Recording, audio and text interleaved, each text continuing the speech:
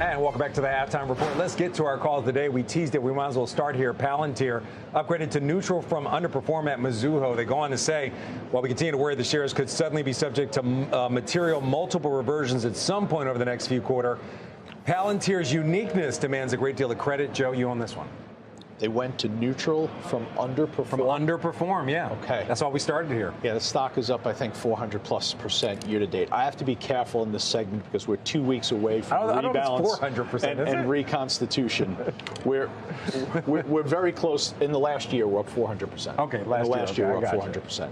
I'm close to the rebalance and reconstitution, so I got to be a little bit careful the way I frame all of this. But for sure, you are talking about a name that has remarkable, strong momentum behind it. And when you have that significant momentum, you have to expect that you are going to see elevated volatility that potentially leads to a precipitous decline. And you have to have the temperament and fortitude to ride through those moments. And one of the advantages of the strategy that I'm implementing is that it's rules-based. So I don't get in the way of it. We are long this stock $16 from the end of January in 2024. You could do the math on that.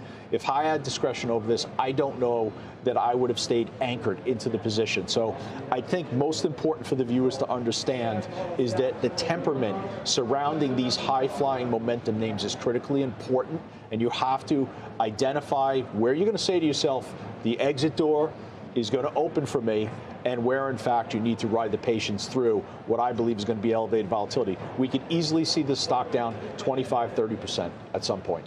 Wait, down 25, 30% 25, 30% from here over the next 6 months. Due to valuation or something? Easily. I mean, because the structural setup with the EU spending more in defense, that story just crossed the valuation's got nothing to do with it. So you're identifying all the fundamental tailwinds that, we know about the company.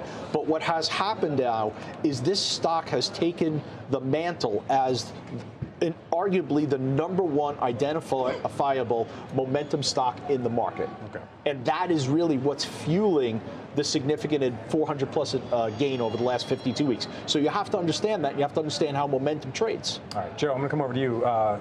Sorry, Steve. I keep calling you Joe. I apologize. Yeah, please don't. QXO initiated with a buy at $33 by Citi. And the story is that they view QXO as uniquely positioned to be able to consolidate the building products industry, and that's what the story is. And Brad Jacobs, who's done this in multiple industries, is doing it again. They're being very, as you saw in the recent potential acquisition, they're being very, very disciplined. So to me, this is another compounder that he's putting up, for others to participate in. QXO shares essentially flat right now.